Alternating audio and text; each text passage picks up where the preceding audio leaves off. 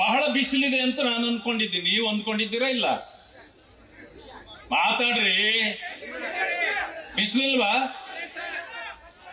ಸಿದ್ದರಾಮಯ್ಯ ಹೇಳ್ತಾರೆ ಬಾಗಲಕೋಟೆಯಲ್ಲಿ ತಣ್ಣಗಿದೆ. ಇವರೆಲ್ಲ ಸುಮ್ಮನೆ ಹೋಗಿ ಜನಾಕ್ರೋಶ ಅಂತಿದ್ದಾರೆ. ಜನರಿಗೆ ಆಕ್ರೋಶ ಇಲ್ಲ, ಬರೀ ಬಿಜೆಪಿ ಅವರಿಗೆ ಅಂತ ಹೇಳ್ತಾರೆ. ನಿಜನಾ ಇದು? ನೋಡಿ ಎಷ್ಟು ಸುಳ್ಳು ಹೇಳ್ತಾರೆ ಅಂತ ಅರ್ಥ ಮಾಡ್ಕೊಂಡು. ಮೋಟಾ ಖರ್ಗೆ ಅಂತಿದೆಯಲ್ಲ, ಮೋಟಾ ಖರ್ಗೆ ಅಲ್ಲ ನಾನು ಹೇಳೋದು, ಛೋಟಾ ಖರ್ಗೆ, ಪ್ರಿಯಾಂಕಾ ಖರ್ಗೆ ಅಂತ. ಅವ್ರು ಯಾವ್ದೋ ಒಂದು ಪತ್ರ ತಂದು ನಿಮ್ಮ ಕೈಲಿ ಕೊಟ್ರೆ ಅದನ್ನು ಸರಿಯಾಗಿ ಓದ್ದೆ ನೀವು ಅದನ್ನ ನೀವು ಸಾವರ್ಕರ್ ಅಂಬೇಡ್ಕರ್ ಅವ್ರನ್ನ ಸೋಲಿಸಿದ್ದು ಅಂತ ಬರೆದ್ಬಿಟ್ಟವ್ರೆ ಅಂತ ಹೇಳ್ತೀರಿ. ಜನ ಏನಾದ್ರು ಇದನ್ನ ತಿಳ್ಕೊಂಡ್ರೆ ನಿಮ್ಮ ನಿಮ್ಮ ನಿಮ್ಮ 3 ಕಾಸಿನ ಮರ್ಯಾದೆ ಕೊಡ್ತಾರ?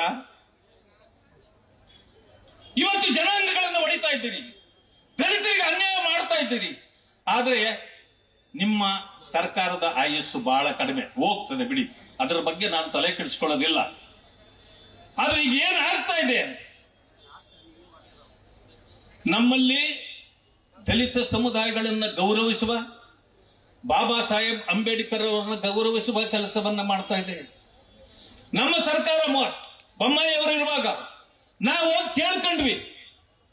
ನನಗೆ ಇದು ಅವಿಭಾಜ್ಯ ಜಿಲ್ಲೆ ಆಗಿದ್ದ ಬಿಜಾಪುರ ಜಿಲ್ಲೆ, ಬಾಗಲಕೋಟೆ ಆಗ ಒಟ್ಟಿಗೆ ಇದ್ದಿದ್ದು. ಇದನ್ನು ನಾನು ಪುಣ್ಯ ಭೂಮಿ ಅಂತ ಕರೀತೇನೆ. ಯಾಕೆ ಗೊತ್ತಾ? ಬಾಬಾ ಸಾಹೇಬ್ ಅಂಬೇಡ್ಕರ್ ಅವರು ಈ ಪುಣ್ಯ ಭೂಮಿಯ ಪಾದ ಸ್ಪರ್ಶ ಮಾಡಿದ್ದಾರೆ. 7 ಜಿಲ್ಲೆಗಳ 10 ಪ್ರದೇಶಗಳಿಗೆ ಅವರು ಬಂದಿದ್ದಾರೆ. ನಾವು ಕೇಳ್ಕೊಂಡ್ವಿ, ಮಾನ್ಯ ಬೊಮ್ಮಾಯಿ ಸಾಹೇಬ್ರೆ, ಮೋದಿಜಿಯವರು 5 ಕ್ಷೇತ್ರಗಳನ್ನ ಪುಣ್ಯ ಕ್ಷೇತ್ರಗಳನ್ನು ಮಾಡಿದ್ದಾರೆ.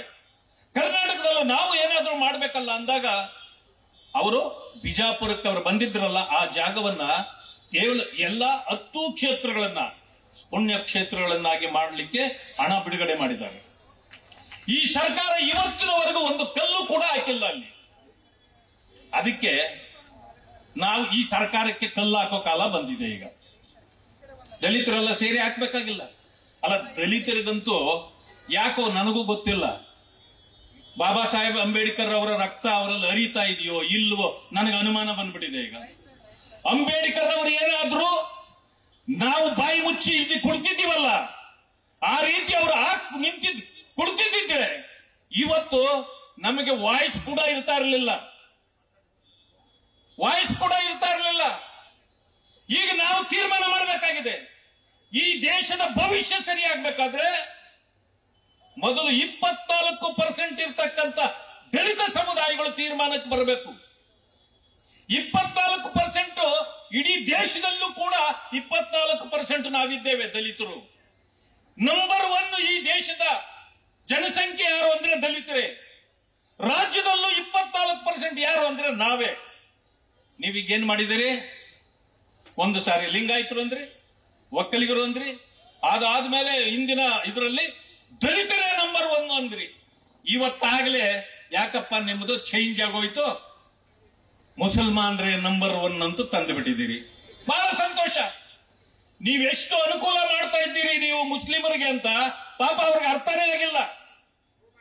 ಮುಸ್ಲಿಂ ಬಂಧುಗಳೇ, ನೀವು ನಮ್ಮ ಹಿಂದೆ ಮುಂದೆ ಬಹಳ ಕಡಿಮೆ ಇರಬಹುದು ಇಲ್ಲಿ, ಆದ್ರೆ ದೂರ ನಿಂತಿದ್ರೆ ಕೇಳಿಸ್ಕೊಳ್ಳಿ ಒಂದ್ಸಾರಿ. ನೀವು ಅಲ್ಪಸಂಖ್ಯಾತರು ಅನ್ನೋ ಪಟ್ಟ ಈ ದೇಶದಲ್ಲಿ ರಾಜ್ಯದಲ್ಲಿ ನಿಮಗೆ ಸಿಕ್ಕಿದೆ.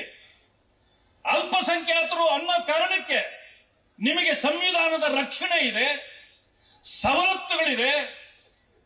ಈ ಎಲ್ಲವನ್ನು ನೀವು ಪಡ್ಕೊಳ್ತಾ ಇದ್ದೀರಿ. ನೀವು ಅಲ್ಪಸಂಖ್ಯಾತರಲ್ಲ, ಬಹುಸಂಖ್ಯಾತರು ಅಂತ ಹೇಳಿ ಕಾಂಗ್ರೆಸ್ ಘೋಷಣೆ ಮಾಡಿದ ಮೇಲೆ ನಿಮಗೆ ಯಾರು ರಕ್ಷಣೆ ಕೊಡ್ತಾರೆ? ಯಾರು ಕೊಡ್ತಾರೆ ಹೇಳ್ರಿ ಅಣ್ಣ? ಬಹುಸಂಖ್ಯಾತರು ಅಲ್ಪಸಂಖ್ಯಾತರು ಕೊಡ್ಬೇಕು ಅಂದ್ಮೇಲೆ ನೀವು ಈಗ ಬಹುಸಂಖ್ಯಾತರು ಆಗೋದ್ರಿ. ರಕ್ಷಣೆ ಯಾರಿಗೆ ಕೊಡ್ಬೇಕು? ನಮಗೆ ಕೊಡ್ಬೇಕು. ಈಗ ನೀವು ಬರ್ತೀರಾ? ರಕ್ಷಣೆ ಕೊಡಕ್ಕಾಗತ್ತೆ ನಿಮ್ಮಿಂದ? ಸವಲತ್ತುಗಳು ಇವತ್ತಿಂದ ಕಳ್ಕೋತೀರಿ ನೀವು. ನಿಮ್ಮ ಗೌರವವನ್ನ ಕಳಿಯೋ ಕೆಲಸವನ್ನ ಕಾಂಗ್ರೆಸ್ ಮತ್ತೆ ಸಿದ್ದರಾಮಯ್ಯನವರು ಮಾಡ್ತಾ ಇದ್ದಾರೆ. ನಿಮಗೆ ದ್ರೋಹ ಬಗೆತಾ ಇದ್ದಾರೆ. ನಿಮಗೆ ಅರ್ಥನೇ ಆಗ್ತಾ ಇಲ್ಲ. ಯಾಕೆಂದ್ರೆ ನೀವು ದೇವರ ಭಕ್ತರು, ನೀವು ದೇವರ ಭಕ್ತಿಯಲ್ಲಿದ್ದೀರಿ. ಸಿದ್ದರಾಮಯ್ಯನ ಭಕ್ತಿಯನ್ನ ನೀವು ಅರ್ಥ ಮಾಡ್ಕೊಂಡ್ರೆ ಖಂಡಿತ ಹೇಳ್ತೇನೆ, ನಿಮಗೆ ಈ ದೇಶದಲ್ಲಿ ರಕ್ಷಣೆ ಸಿಗೋದಿಲ್ಲ. ಅಲ್ಪಸಂಖ್ಯಾತರ ಟ್ಯಾಗ್ ಅನ್ನ ಕಿತ್ಕೊಂಡು ಬಿಡ್ತಾರೆ ಅವರು. ಇಂಥ ಪರಿಸ್ಥಿತಿಗೆ ನಿಮ್ಮನ್ನ ತಳ್ಳುತ್ತಾ ಇದ್ದಾರೆ. ದಯವಿಟ್ಟು ಅರ್ಥ ಮಾಡ್ಕೊಳ್ಳಿ, ಭಾರತೀಯ ಜನತಾ ಪಕ್ಷ ಅಲ್ಪಸಂಖ್ಯಾತರ ವಿರೋಧಿ ಅಲ್ಲ, ದಲಿತರ ವಿರೋಧಿ ಅಲ್ಲ. ಆದರೆ ಕಾಂಗ್ರೆಸ್ನ ಸುಳ್ಳುಗಳನ್ನ ನಂಬಿ ಸರ್ವನಾಶ ಆಗ್ತಕ್ಕಂತ ಮಟ್ಟಕ್ಕೆ ನೀವೆಲ್ಲ ಬರ್ತಾ ಇದ್ದೀರಿ. ದಯವಿಟ್ಟು ಅರ್ಥ ಮಾಡ್ಕೊಳ್ಳಿ. ನಾವು ಈ ದೇಶ ಮೊದಲು ಅಂತಕ್ಕಂಥ ಭಾರತೀಯ ಜನತಾ ಪಕ್ಷ, ದೇಶವನ್ನ ಗೌರವಿಸುವ ಯಾರೇ ಆಗಿರಲಿ ಅವರು ನಮ್ಮ ಹೃದಯದಲ್ಲಿರ್ತಾರೆ. ಭಾರತೀಯ ಜನತಾ ಪಕ್ಷದ ಬದ್ಧತೆಯಲ್ಲಿ ಅವರನ್ನ ರಕ್ಷಣೆ ಮಾಡತಕ್ಕಂಥ ಕೆಲಸವನ್ನ ಮೋದಿಜಿಯವರಿಂದ ಹಿಡಿದು ಇಲ್ಲಿ ವಿಜೇಂದ್ರರವರಿಗೆ ಎಲ್ಲರೂ ಕೂಡ ಮಾಡಬೇಕು. ಅದು ನಮ್ಮ ಬದ್ಧತೆ. ಆದ್ರಿಂದ ಅರ್ಥ ಮಾಡ್ಕೊಳ್ಳಿ, ಈ ಸುಳ್ಳು ವಂಚನೆ ಮೋಸ ಮಾಡತಕ್ಕಂಥವರ ಹಿಂದೆ ಬೀಳದೆ ಭಾರತೀಯ ಜನತಾ ಪಕ್ಷದಲ್ಲಿ ನಿಮ್ಮ ಭವಿಷ್ಯವನ್ನ ಕಂಡುಕೊಳ್ಳಲಿಕ್ಕೆ ತಾವು ಪ್ರಾರಂಭ ಮಾಡ್ರಿ. ನಾವು ಕೂಡ ನಿಮ್ಮ ಜೊತೆಯಲ್ಲಿರ್ತೇವೆ. ನೀವು ಕೂಡ ಅದೇ ರೀತಿ ಭಾರತೀಯ ಜನತಾ ಪಕ್ಷದಲ್ಲಿ ಜೊತೆಯಲ್ಲಿ ಇರ್ತೀವಿ ಅಂತಕ್ಕಂಥ ನಂಬಿಕೆಯಿಂದ ನನಗೆ ಕೊಟ್ಟ ಅವಕಾಶಕ್ಕೆ ವಂದನೆಗಳನ್ನು ತಿಳಿಸ್ತಾ ನನ್ನ ಮಾತುಗಳನ್ನು ಮುಕ್ತಾಯ ಮಾಡ್ತೀನಿ. ಜೈ ಹಿಂದ್, ಜೈ ಭೀಮ್. ನ್ಯೂಸ್ ಫಸ್ಟ್, ನಿರ್ಭೀತಿಯಿಂದ ನಿಮ್ಮ ಪರವಾಗಿ.